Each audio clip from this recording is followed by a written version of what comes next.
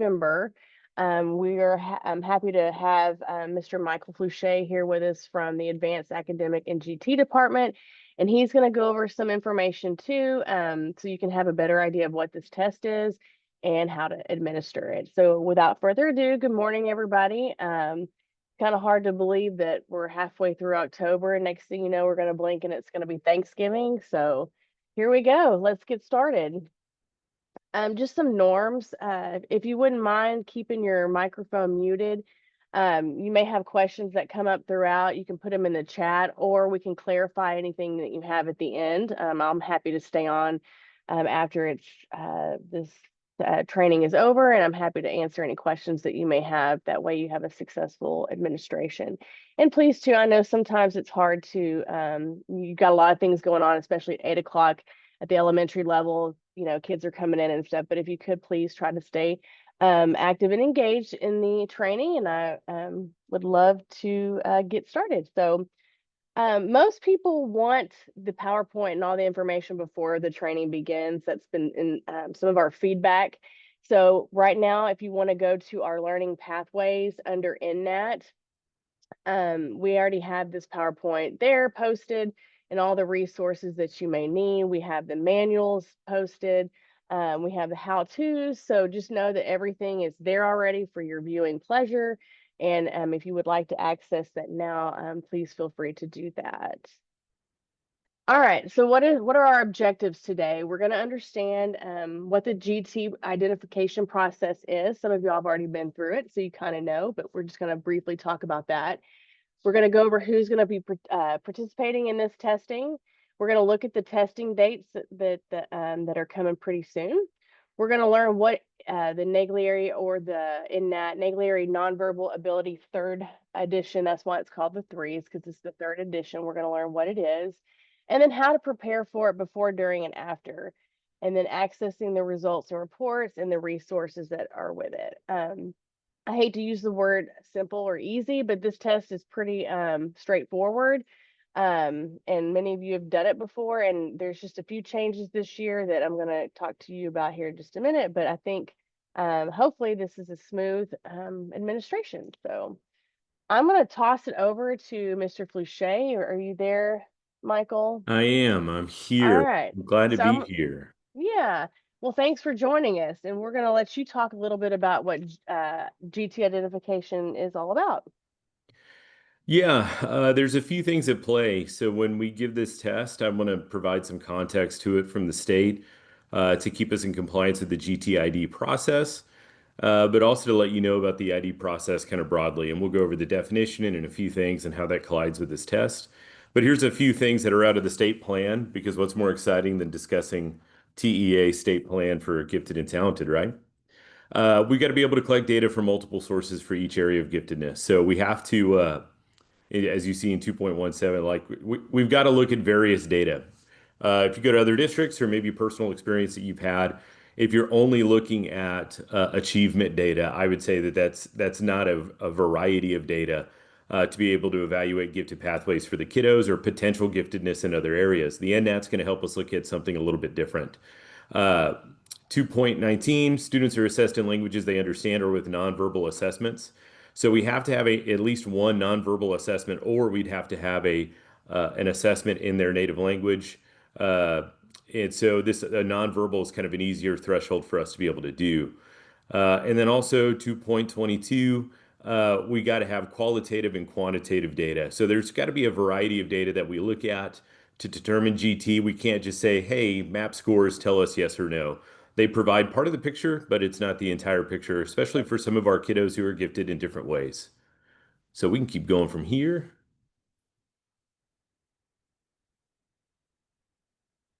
All right. Our GT teachers at the elementary level are responsible for disseminating this. And if for some reason you don't have this, let me know. But every year we have a timeline for screening. And you'll see on here we both have an English and a Spanish flyer. Typically, our teachers have put up these flyers at campuses or have created a poster or something like that. But to kickstart our process for GTID, there's a few things that we have to have. And as you see on there, we've got 4 steps. We refer kids, we screen kids, we identify yes or no, and then we have to let parents know. And on the front end of that and refer, one of the things that's board policy that we have to have is parent permission to be able to move forward. So we want parents to know what we're doing. We want them to know what this is all about, what they're screening their kids for. So this is kind of our GTID process, just kind of broadly, and this is what we send out to parents. And if you'll notice, there's a bit.ly and QR codes at the bottom. We have kind of two types of GT referrals. That's what the state, they used to be called nominations. The state wants us to say referrals. But a parent can refer, and we actually prefer that because we have to get parent permission, or a teacher or anyone in the community can refer. But if they refer, then we have to go back and get parents to refer. So this is our process for, again, to get referrals. But really, there's a few different groups of kids that get referred. Like I said, the parents or teachers can refer, but we also have automatic nominations. The GT teachers have map data that they're going to look at to find the top 10% of kids. And if they're not already identified as GT, but they're scoring in the top 10%, they're going to be automatically referred. But as you see on here, just because you're referred by parent, teacher, or automatically based off the data, that doesn't guarantee identification. So we go through a screening process where we collect all the data, and then we meet as a group, hopefully with you, sometime between January and before spring break to decide, does the data show that this kiddo meets the threshold for GT, for a GT identifier. But the NNAT plays a unique role in that because we're going to universally screen all of first grade, every kiddo in first grade in the district.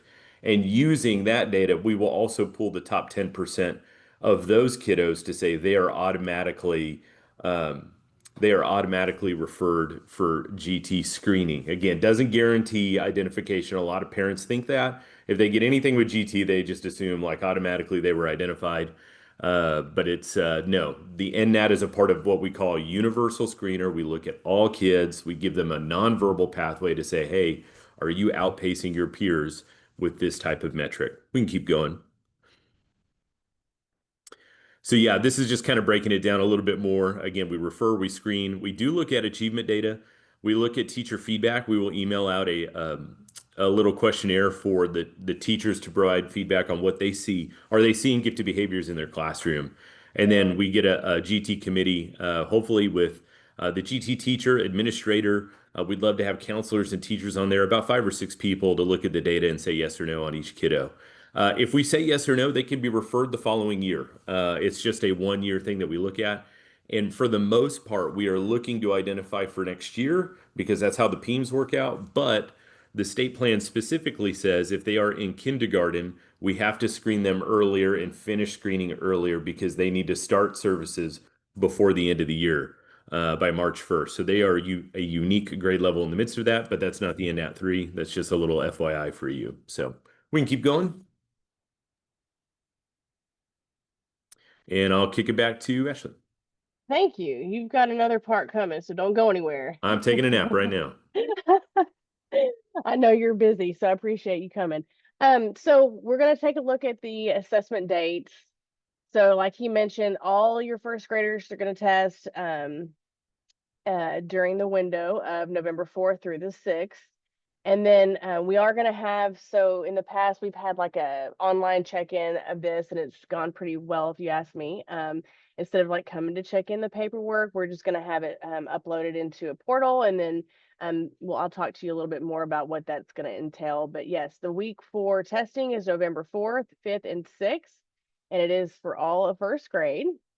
And I'm going to let the doctor who created the assessment kind of tell you a little bit about it, and then we're going to go from there. To get a true measure of the ability and potential of every student,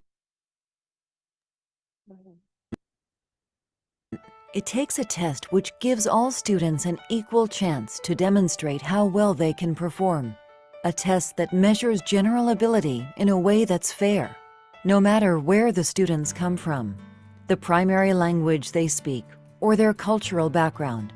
Because too often, there are barriers to getting an accurate and clear picture of just how bright their future can be, so that they can be challenged and empowered to reach new heights in the classroom.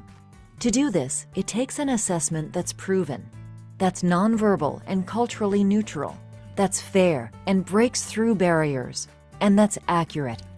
For years, NNAT has been that tool.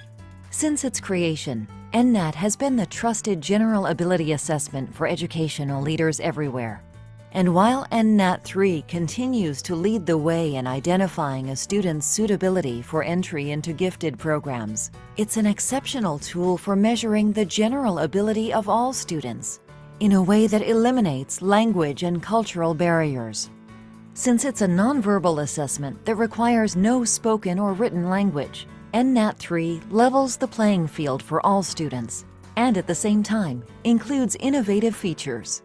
We've known for a long time that the most equitable way of assessing people is with a so-called nonverbal measure of general ability.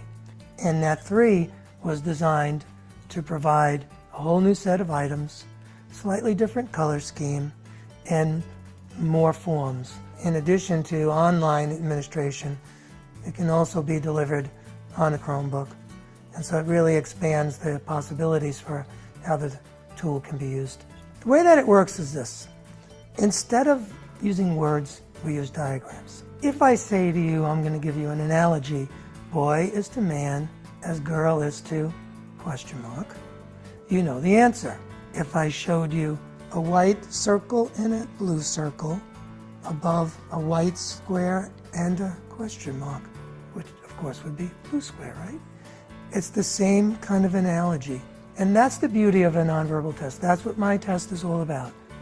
It's all based on the simple concept that a child has to be able to understand the relationships of figures or diagrams, however we'd like to describe them.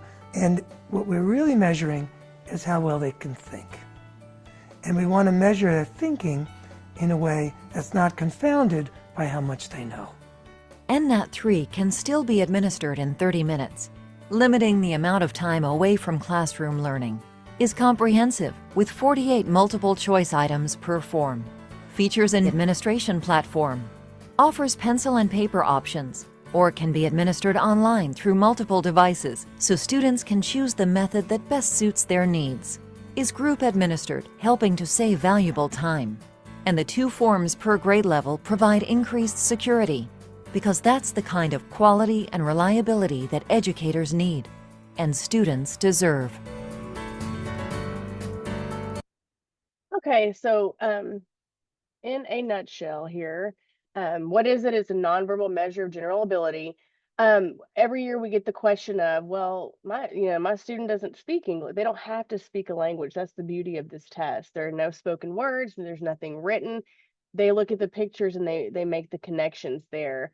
And like Michael mentioned earlier, they use it as and to help with identifying in GT students. It's a 30-minute test. I will say I would give at least 15 minutes in logging in with the students. So for a grand total of about 45 minutes, it should take for the test itself. There are 48 questions. Every year we try to alter forms. This year we're form 2. But I'll talk to you about that in a minute. The only thing that has a language associated to it are the pre-assessment directions, which is in the manual. So prior to testing, the teacher would read from the manual, either in English or in Spanish, the pre-assessment directions. Okay, so that's not the actual test itself.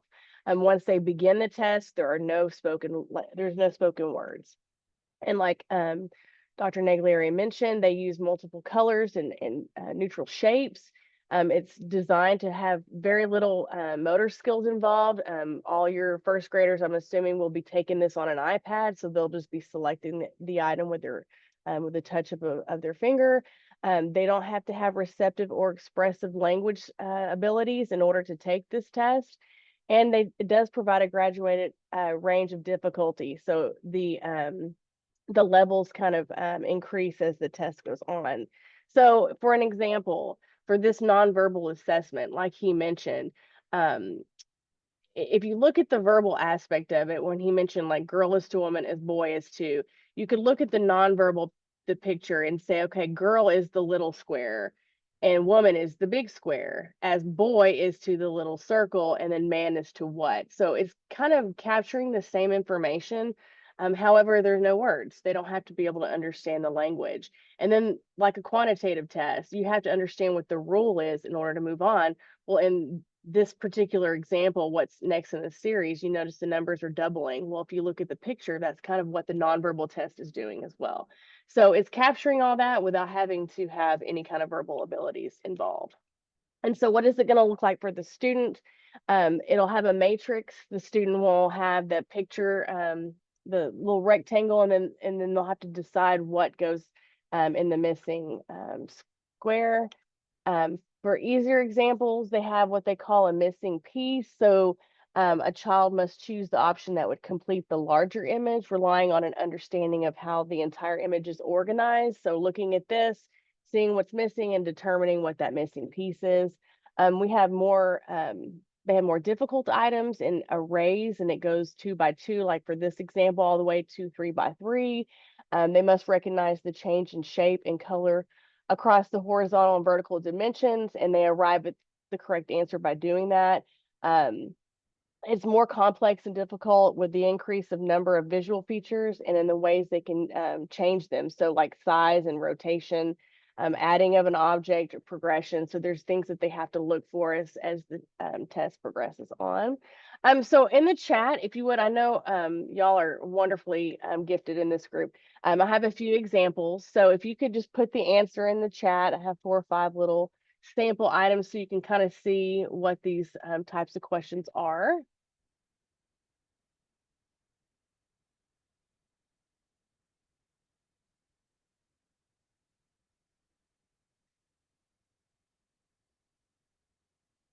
All right, look at all these GT people.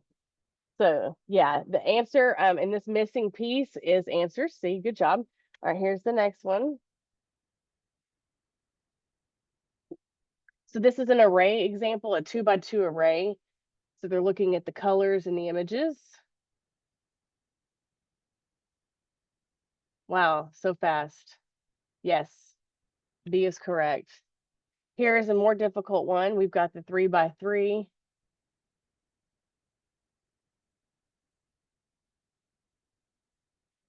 That is correct. Most everybody picked A. This is a missing piece example.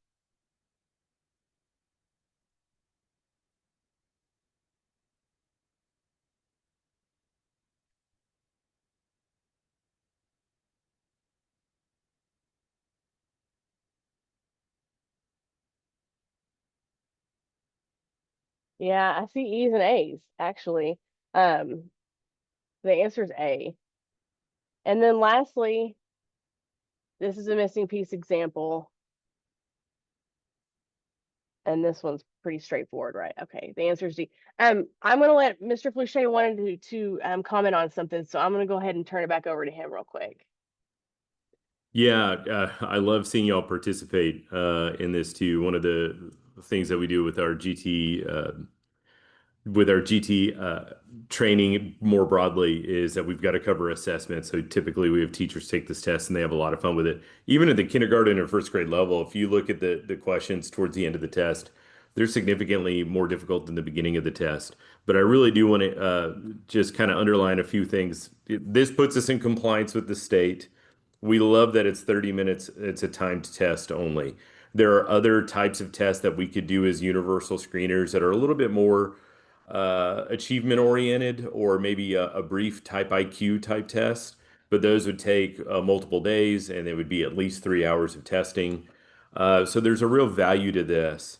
But also, you know, we really we really want to identify kids well using a mechanism like this, meaning we don't typically get outside of a couple of schools with a lot of parent participation. We typically don't identify a whole bunch of kids from first into second. And this kind of levels the playing field to where we can identify around 10% of the district in first grade, whereas maybe we wouldn't in K1 or afterwards. And we want to be able to do that in compliance with TEA, which says look at everybody and also have a GT population that reflects that of the campus. And so this really is a great leveling test to give us some insight on the kids in a non-traditional way. We've got all the achievement data. We give plenty of achievement testing. This is really looking at those thinking skills and some spatial reasoning skills. And so it's a different type of data piece that's really important to us. So Yeah, really thankful to have you guys help us with that. That's all I had, Ashley. Thank you. Excellent. This QR code, you can go ahead and scan it if you want to. It'll kind of take you through like a little walkthrough of what we just kind of looked at in terms of examples. So I'm gonna let that be on the screen. I don't know, this might be something you might want to share with your teacher so they can kind of have a feel for what's coming or what it looks like. But I'm not going to spend too much time on this because we need to get to the meat and potatoes of how to give this test, right? So there are tasks that you need to do before, during, and after testing. So we're going to start with the before. We have some returning people that have done this before. There is a little bit of a difference in accessing the test than in prior years. Not much difference, but just a little. In the past, and this still is true, we'll go through ClassLink and there is a Pearson NNAT3 icon, and this is for you. This is for you, the CTC. Teachers do not need to access this, okay? You're gonna do, I say most of the work. There's just a few steps that are involved and making this test accessible, and it's going to come through you doing this through the app. So in the past, you would go through the Pearson NNAT3 icon, and then you'd have to log in with your Active Directory. So it was almost like 2 times you had to get in there.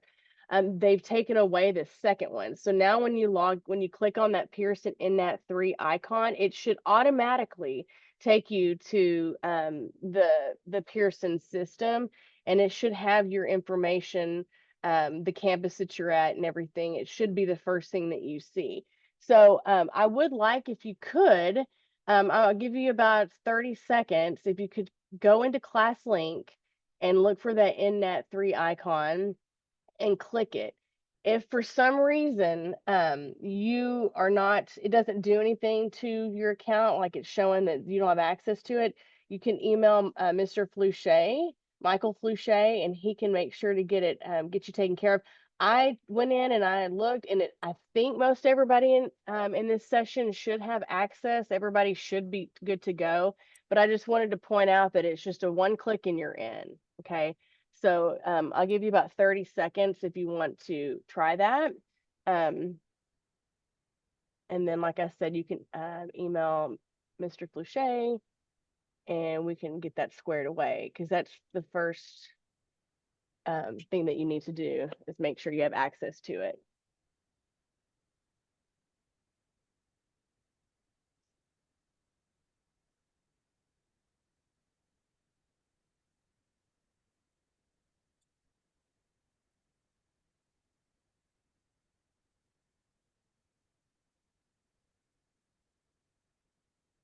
I know some of y'all changed campuses too, and I tried to go in and make sure, me and Mr. Flouchet, to make sure that everybody's where they're supposed to be. So if for some reason, either me or Michael, you can email. All right, so what do you need to do as a CTC? So we need to make sure we first know who we're testing, right? We need to have a master roster of all the first grade kiddos that need to test. Those teachers that will be administering the test, they need to be trained by you. Do they need this entire PowerPoint? No, you can take most of it, probably is for your viewing pleasure, but there's some things that they need to know, right? Like they need to know what it is, what it looks like, and what their role is in it. So if there's something that says CTC, then you can delete that slide out and just kind of give them the overarching view of what they need to do for the test. There is an NNAT manual. It's like a technical manual. I mean, you don't have to read it or anything, but it does offer up a lot of information about the NNAT assessment. So if you get wild hair this weekend, you want to read it, it's there, and it'll be on in our learning pathways as well. I will say there is the administration manual that has to be used for the teachers, because it gives very strict instructions and guidelines when they're administering it. And that also is on our website and through the learning pathways. You could print it out for your teachers, or they can access it electronically if you wanted to share it with them that way. But they do need to use those administration directions as they're given the test. You'll have to assign students to sessions, in TestNav and print student test tickets. And then also before testing, if your teachers are the ones testing, they'll have to sign out those test tickets from you the morning of testing. So creating sessions, there's an asterisk here because I did this already for you. So if you've already gone in and logged into your account and everything's a go, you should see this session and I'll show you where to look for it. Whenever you log in, your campus should be at the top. That's on the ribbon at the top, and it has the campus year too with your name. Under home, there's an NNAT, and you expand that, and then you click on sessions. You should see one session there that I created, and it should already be active. I did that because, like I mentioned earlier, we're doing the second test. What is it called? Losing my train of thought here. We're doing form 2. And so I thought, you know what, if I just create the sessions, that way everybody in the district's given the same form number. So everybody should have the form 2. So all I did was, and I'm telling you this in the event for some reason you go in there and you don't see that you have a session created, here are the steps in doing so. But like I said, you may not have to, you probably don't even have to do these steps. So you'd click on the NNAT3, expand that down.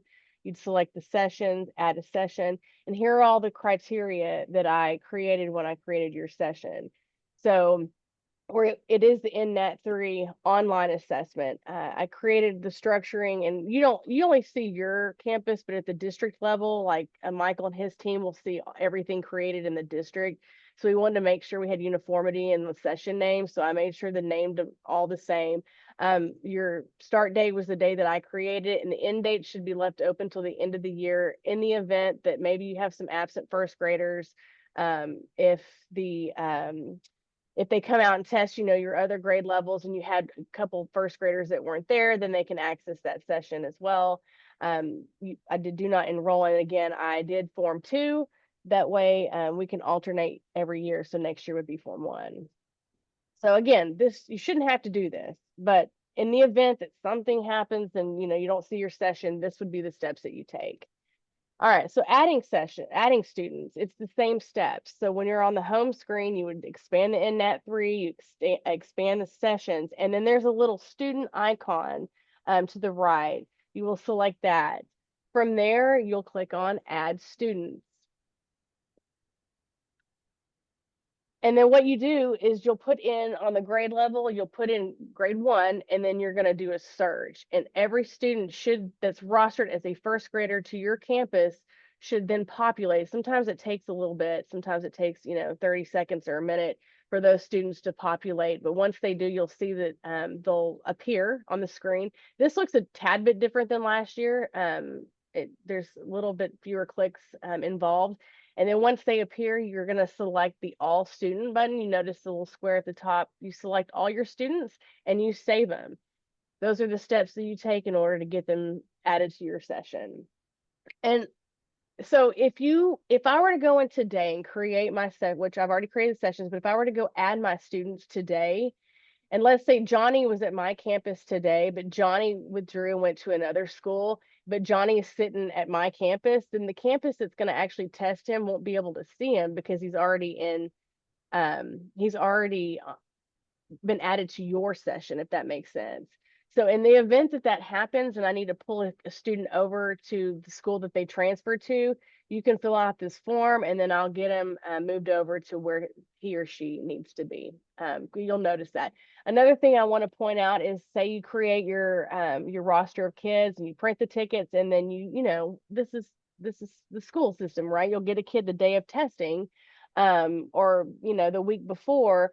You can go ahead and go back in those steps that I just showed you here, and then you can add first grade. And then if the student is new and not in your list, then they'll show up here and you can add them, and then they'll be with that session too, if that makes sense. So if you have any questions though, we can definitely help you with that when you're doing them. All right, the next step. Students do not have single sign-on when it comes to this test, so they use the test tickets. So once you get your kiddos in the session, you're going to go expand. You're going to go to NNAT3 sessions and you're going to click your students.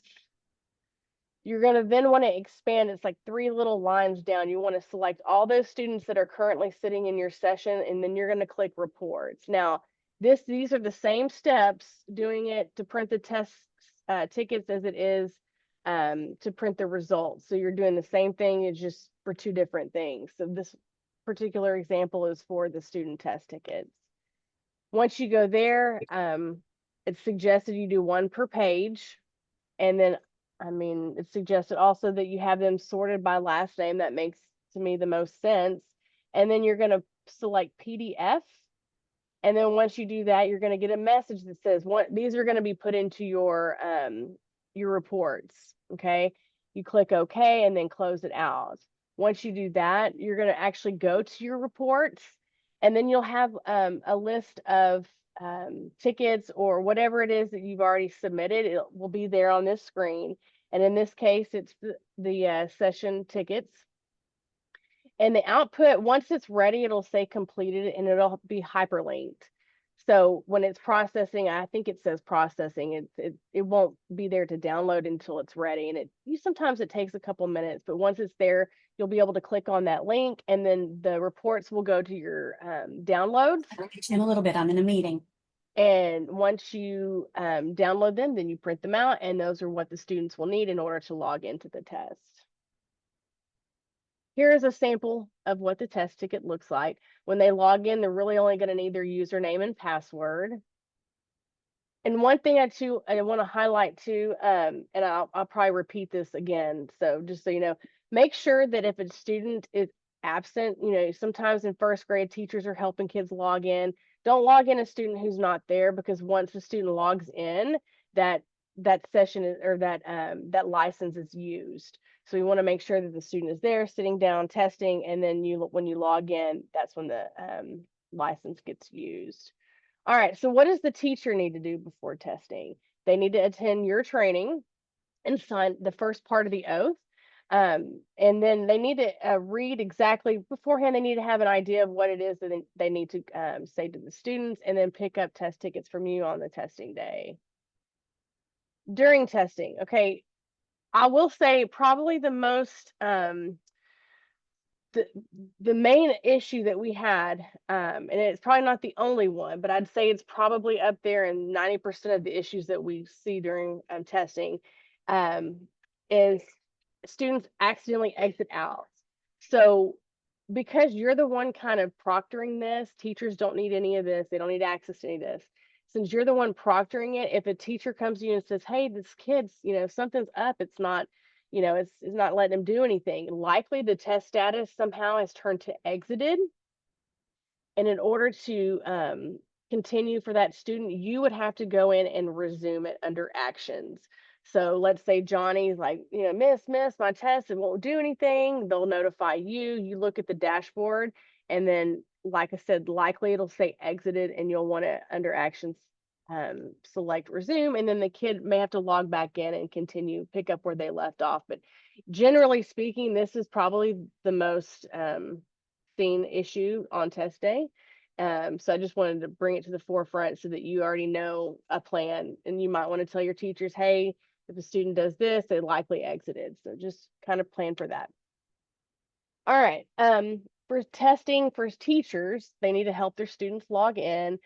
They need to complete the seating chart. That also is in the learning pathways. I know a lot of you are excited about Test Hound, and great news. NNAT is available in Test Hound. So if you want to, this might be a good opportunity for you to use Test Hound maybe as your first go round, to pull up the seating charts and to utilize it for this test, kind of familiarize yourself with it. It's available to you. So you can complete the seating chart through Test Hound, or we have the generic Fort Worth ISD seating charts available to you as well. The directions that I mentioned, the pre-assessment directions for the students prior to testing, for English, it's on page 19. And for Spanish, it's on page 31. And the test will automatically stop after 30 minutes. So if the student's not done, they may get this time expired box, and they'll want to make sure that they submit their final answers. All right, so here's what it looks like on the students. They'll need to go through ClassLink. Remember, this is not single sign-on for student. They'll go to the TestNav app, okay? Once they click on that, they're gonna, on the left-hand side, they'll see NNAT3. They'll need to select that. And again, teachers will need to probably assist them with all these steps. And then there's Ames Web and NNAT3. Once they get there, they want to make sure that they're trying to put in the information for NNAT3. And this is where they'll use their test ticket to input their username and password, and then they'll sign in. After testing, so remember I mentioned earlier that it's just easy to have all the paperwork. If you're done on day 1, November 4th, you're done, let's say all your kiddos showed up, you can go ahead and turn this in on the 4th. But Friday is the deadline. Anything on this list needs to be turned in. So you just scan it in the printer, and if we can assist you with that anyway, we're happy to do that. Also for you, you will need to go in and print the student results, and it's the same steps as you would if you were printing a test ticket. And then teachers need to sign section 2 of their oath and return their test tickets back to you. Once they return them to you, you can shred them. Once you've had them all accounted for, you don't need to turn them into us. We don't need anything. We don't need them. So, but once they're done, and you can shred them. All right, I am going to go live, and Eric Montoya, you were the first person here today, so I'm going to go ahead and use your account if you're okay with that. I hope so. I am going to kind of show you using his account how to do all this, how to add students and how to print the test tickets, as also the results. So like I mentioned before, you're going to want to go to NNAT3 sessions.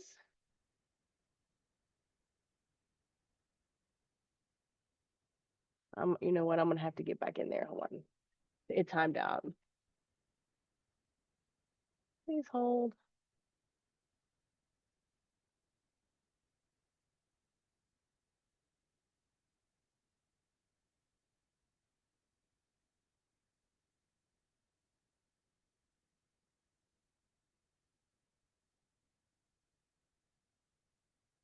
All right.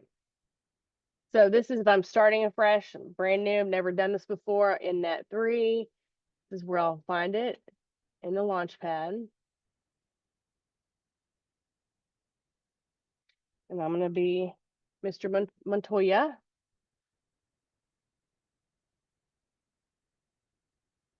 All right, so here's the session that I created for him.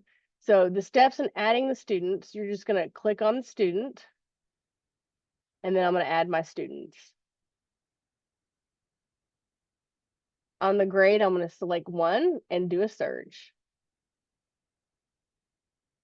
Okay, notice how they all populated. That didn't take too terribly long. I'm going to select all of my students.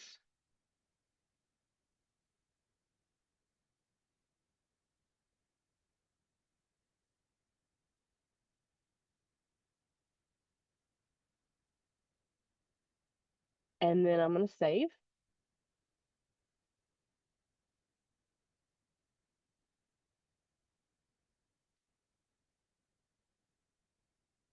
No.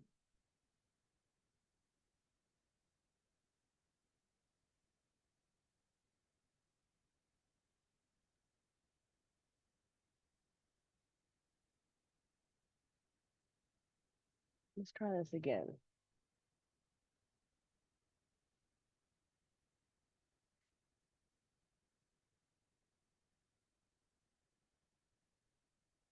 Oh, let me save for some reason. Let's see something here. All of us are getting that demographic here at the top. We have to answer that first. Yeah, well, that has always been up there, and it's always been something that you cannot ignore.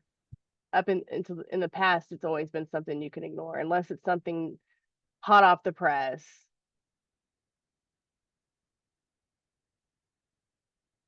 No, it should be.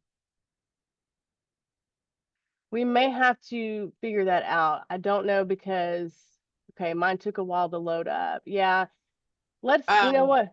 Question, I don't have add students. Mine says add session. You don't have a session on It there says, already? yes, I do. Okay. But in the So, box where yours say add students, mine mhm. says add session. I don't have an add students button. Are you clicking on these little people right here? Where it says view students? Once you Okay. once you click on the view students, then you click on the add students. All right. Thank you. All right, I'm hearing from the chat, so y'all thank you who are doing this as we go. I think it's great that y'all are doing it because this is one less thing you can worry about, right? Get it done. Just keep in mind if you get a new student and they're sitting at a different campus and they're in someone else's session, we may have to help with that. But it looks like it's just taken a while, but it should. And I've gone through this like 5 times before we went live on this, but it should, regardless of it saying check the demographic, it should still work for you and you should be able to click save. So maybe it's just taken a while to process, um, but it should work.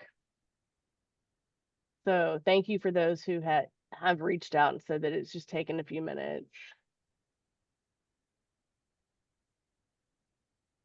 It's almost like it's grayed out, but the demographic information is fine.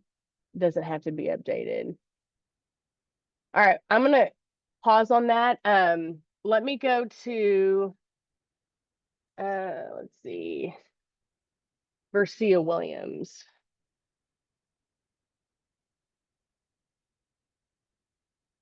Okay, because I know she created hers already. And we went through the same process that I just showed you. So once you're able to get all those students saved, it'll look like this. You'll have your kiddos in the list. From here, you're going to want to select them all. This is to print the test tickets. You're going to select in the checkbox all your students. And then you're going to want to do reports. This is where I was telling you you're going to go access both the session report or you're going to want to do the home report, depending on where you are in the process. But for this one, student session 1 per page, I'd like to sort it by last name, and then I want to go to PDF. It gives me that message. Okay, it's going to be in the queue, and once it's ready, it'll be hyperlinked. Where do I find that? I go to my reports, and once it's ready, see right now it's saying submitted, but then you've got when they're ready, it'll have download. So the session is going to look like this. When you download it, you'll select it, and it'll go to your downloads, and then it'll give you your test tickets. Okay. Can I jump in here too? Typically, Absolutely. the password is all the same. So if you show us a few, I don't know if you're allowed to show us a few examples, but I believe the password is going to be that 701. Now it's usually the same per session, so you have to be careful with it. It may change session to session, but if you're having trouble logging in or for some reason you lose this or whatever, there should be a pattern to them to where the teacher could write the password up on the board.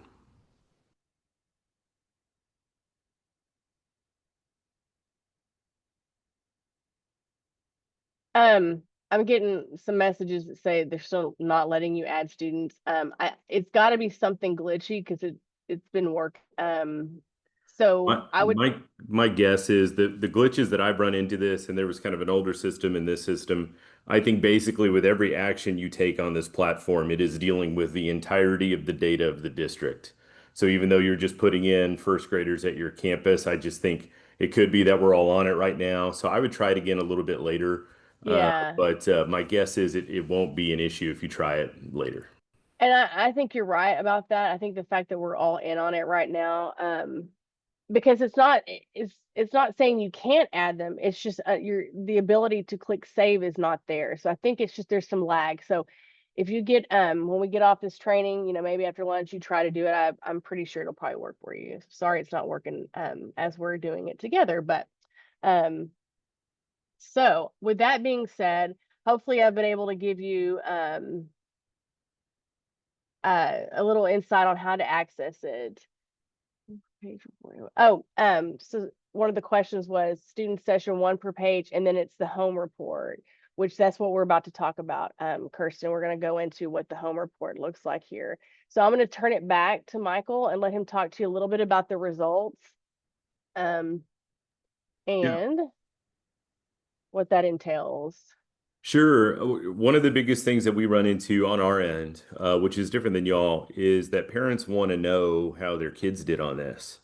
And so a few years ago, working with ADQ, we kind of made the decision of like, it'd be great to send them a home report. So let me talk a little bit about that, and then I'll talk a little bit about what else we asked to go along with that to try to make sense of it. The home report's a little confusing. It's kind of like a map report, right? Where there's a lot of information on there. You see this big bell curve, and I'll show you an example here in a second. But just kind of generally, so you know, there's the scaled scores, the NAI, the percentile ranks, the stay nines. Different districts use different things. I like to use the percentile rank because that's an age percentile rank. So if you got a 93 percentile rank, obviously your student is testing better than 93% of other kids at their age and grade level. So that's a pretty compelling data point. Um, yeah, that data turns around very quickly. In fact, one of the things that I nerd out and do, like I delivered several of these last year, and I would go right back into the session when the kid was done, and I would take a look at how they did. And it is pretty fascinating. When I've done different grade levels, you'll get kids that fly through the test and they'll get 90th percentile, or they'll fly through the test and they got, they were clearly guessing. Sometimes you get kids that are so low, you're like, I don't even know. It seems like you were trying to get low on that. I don't even, how could you even do that on purpose? But it's just fascinating to look at the data. And again, knowing that this is an outside of the box type of test. So feel free to look at those in the platform on the back end, especially if you've got kiddos that come to mind in first grade that you think outpace their peers. Take a look at that, see if that helps build the story around their abilities. But yeah, we have a student at home report available in English and Spanish that we try to send home. And can we go to the next slide? Because I think we got to build some expectations around that a little bit. Again, this is an explanation of scores. So if you want to go through that on the back end, you're welcome to. Again, we look at the percentile rank, but on this page, yeah, this is great. This is the home report we like to send home, and you can see that bell curve, and you'll see where they fall within that. And so the percentile rank for me is just the easiest thing to kind of look at and understand because it'll tell you, is it average, high average, or superior, or very superior, relative to their age peers, right?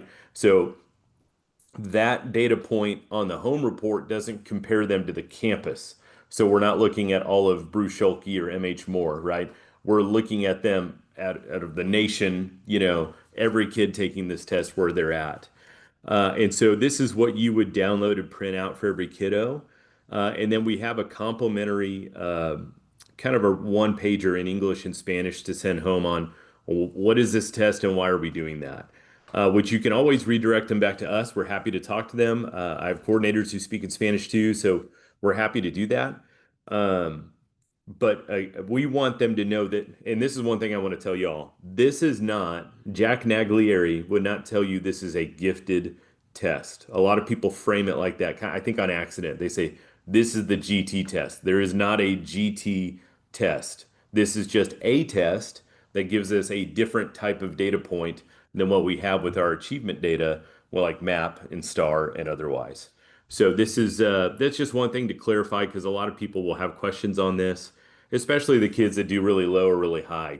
People will be like, well, what does this mean? But we've got a complimentary one pager to hopefully provide some context, but please send them to me if they have questions. I'm happy to explain to them. We just want parents to know how their kids did.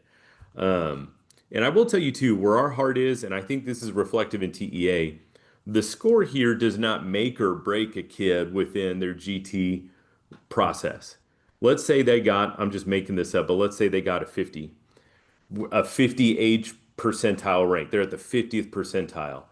I don't think that data point is going to help them get identified as GT, but that data point should not prevent them from being GT. It's a different type of data point that provides a context to a greater story.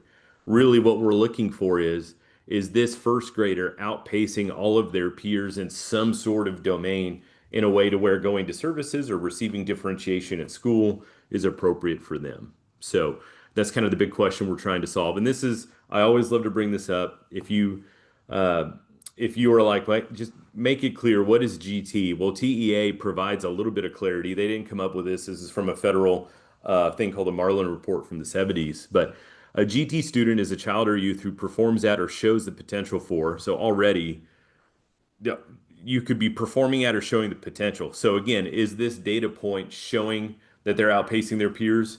Um, or are they showing the potential for performing at a remarkably high level of accomplishment when compared to? This is why we give the test to everybody. There is a comparison that TEA wants us to do to where a kid outpacing their peers at D. McRae might be different than a kid outpacing their peers at Morningside. We're comparing them to their peers at their campus, but also this data gives us good comparison data for kids their age more broadly. But they want to be compared to others of the same age, experience, or environment who exhibit high performance capability intellectually, creatively, or artistically. And we do think that this test helps us answer some of those prompts there. Possesses an unusual capacity for leadership. This is not a leadership test, but it is interesting that TEA puts that in the GT definition, or excels in a specific academic field. So I think that first bullet point, especially when we talk about intellect and creative potential, I think this test has something to say about that. So hopefully this will help out, and hopefully this will help you have a conversation to where if a parent said, hey, my kid got a 95 on this, what does this mean? Hopefully you can say, well, man, your kiddo's doing better than 95% of all other kiddos at their age on this test. And this test is helping us see the creativity or the critical thinking skills of your kiddo compared to other kids their age. And that might be my last slide on there. But Well, yeah, you can keep going if you want. I don't think anybody here wants to hear me talk anymore. It's all right. That's not true. I'm looking at Okay. their faces right now. Nobody. We got some people here. Okay, I see. Maybe Ken's smiling. I think he's awake over there. All right, just making sure. All right. So remember I mentioned printing the results, and Michael touched on this a little bit. It's the same process you would to print the test tickets. You're going to expand the sessions. You're going to select the students from the session. You're going to drop the 3 little lines and then do reports. And then this time you're going to do the home report.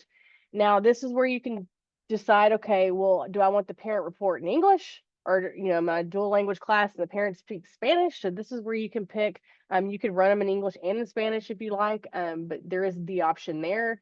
You're going to want to make sure you do your most recently scored test. And number 8 on the right over here, it says combine in a single PDF. That's super important. If you don't select that, it's going to give each kid their own file, and then you have to open it and then print each one independently. So you want to make sure you toggle on the combine in single PDF. That way you can just download it and then send to print. Okay. It's the same process. You'll go to PDF. That message will pop up that it's going to be queued in your reports, and then you're going to close it and go to your reports. Once you're there, you'll wait for the download button, and then it'll download right into your download files. This was the letter that Michael was mentioning. Both it's in English and in Spanish. This too is on our learning pathways. Again, all the resources are there. And this should go home with the results. That way the parents know what they're looking at. And again, the explanation of scores, that's available too. Unfortunately, I could not find anywhere the Spanish version, but there is the English version available on our learning pathways. So here are the resources that you need. That manual in the top left, remember that's the one I was telling you about, is like the technical guide. So if you want to dig deeper and learn more about it, it's in there. The top right are the directions for administration. This is what the teachers will need to read through prior to testing. You need to make sure you have your training attendance log and sign it, train those first grade teachers, and then they need to sign that oath, and then the materials control for them as well beforehand. And during, the teacher needs the administrations, and this is the generic 4th ISD seating chart. However, again, if you want to use TestTown, I definitely think that you should try it out if you haven't done so yet. And then at the end, you'll need to make sure those teachers sign their tickets back in, sign the second part of their oath, and then send the letter along with the results to the parents. This little checklist here, you don't have to turn that in. The only reason I even put that on there is so you can kind of say to yourself, what do I need to make sure I have before I submit everything? And it's right there at your disposal. Here's a video from Pearson. If you choose to access it, it'll take you through the whole process that we just went through, but it's available for you. Again, Learning Pathways in that is there. And if you have any test administration questions or you get kind of stuck, please reach out to us. If you have any more specific GT questions or score reporting questions, you can reach out to Mr. Flouché. He'd be happy to help you. We did have a couple questions come in. One question, and I know we get this every year, is specific to RISE students. Since this is a nonverbal assessment, remember, unless it says in their IEP not to give them a norm reference assessment, they should take it. Okay, so it just depends on what their IEP says and how it states it in there. Because again, just because these students are in RISE and they may not be verbal, this is a nonverbal assessment. So keep that in mind. You might want to check their IEP before ruling them out. So, and I'm going to go ahead and put this feedback on the screen, and we would love for your feedback. We do look at it, and we do make sure that we tweak what we need to tweak and make sure everything's better that we do. But I am going to hang out here for a little bit and answer any questions. So if you'd like to come off mute, please feel free. Long-term subs. Okay, can long-term subs administer NNAT3? And I'm assuming they're scheduled to these students, right? As long as they sign an oath, then they should be good. And they're trained, right? You got to be trained and sign an oath. You got to go through all the things that a teacher would do in order to be able to do it as well.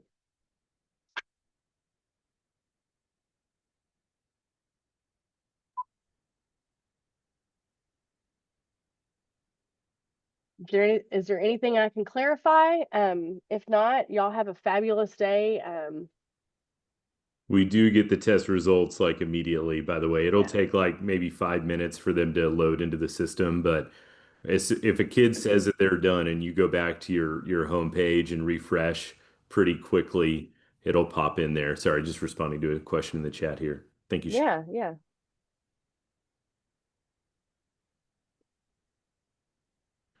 I do think the biggest hurdle is just getting kids to log in. So if you want to provide any support there, I think that's fine. Yeah, there's no issues with having someone other than the teacher proctoring the test. I would just say monitoring is important. We have some kids that they may not understand why they're taking this test. So I would please provide that context to teachers and extend that to the kiddos. I think you could do that and provide any help you can. Michael, the question was, is there a date? Do you have a specific date you want these to go home? No, I would just say whatever is reasonable for y'all. So I would try to send it home within maybe 2 weeks of giving the test, just so, if a kid goes home and says, "Hey, I took this test today," you're able to provide that context to them. But I don't know if I want to set a hard date, but yeah, if you could do it within a week or two of the test, I think that'd be great. Somebody asked about where the manual is. The manual is on our learning pathways. Somebody said that they needed access to it, so we're going to make sure that all those links are squared away and good. But everything that you just saw today in this presentation, we're talking handouts, manuals. I even put how to add kids to a session. All that information is on our learning pathways under NNAT. So you should be able to find everything you need and more there. There was another question in the chat about CTCs. Can the CTC proctor? Yes, if you Yeah, want to of proctor, course. but yeah, I don't know why you'd want to, but No, yeah, we've had certainly had can. people in the past that wanted the CTCs wanted to do the testing. So then they say, well, do I have to have a materials control form? I'm like, no, because you're not signing them out to anybody. You're actually administering it. So yeah, I mean, feel free if you're a CTC and prefer to do it, if you Sure. like to do it, but I know y'all are busy. So the expectation is the teacher to do it, but you sure can. And then also just to clarify about the TAs proctoring, they can proctor as long as there's a teacher in the room. The TA just can't be left alone with the students.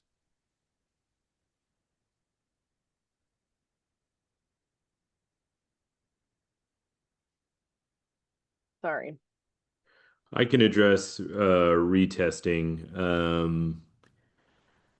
I guess I would try to avoid it. The idea is that we're giving a universal screener. If there's some sort of mishap, just in terms of technically, can we give a test to a kid again?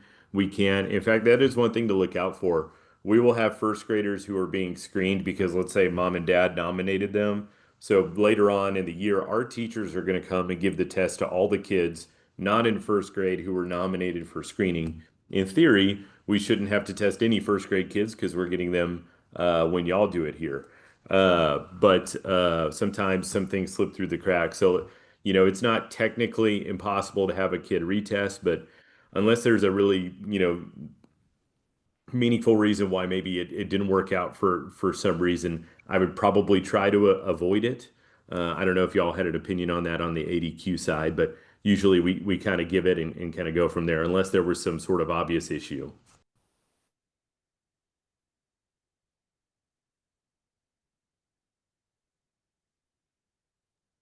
Actually, I have a real quick question. I'm sorry, a teacher came in when you were talking about RI students. So That's if we okay. have, a RI student and the IEP says no local assessments, they don't take MAP, are they going to take this nonverbal assessment? Does it have anything about norm reference? I would have to explore further. Right. Ashley, I've been in a lot of ARDs lately, and none of them are saying specific. They're not specifying norm reference test. They're just saying district or local tests. Mm. Yeah.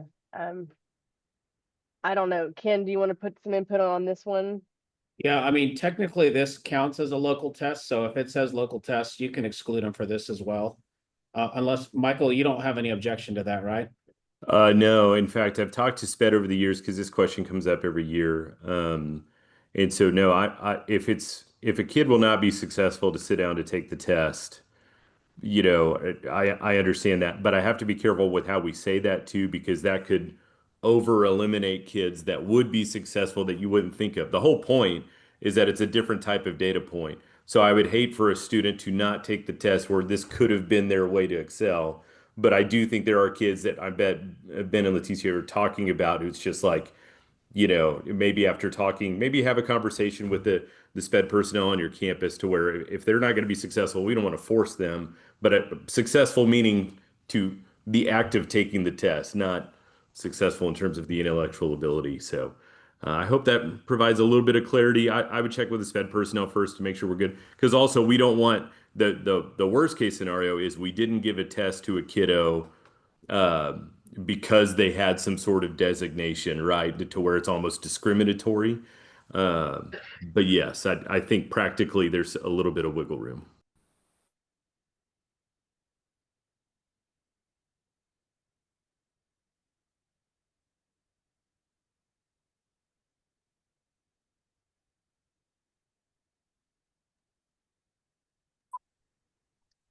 Well, if nobody has any further questions, we hope you have a great day. Thank you for giving us your time today, and let us know if we can do anything in the future.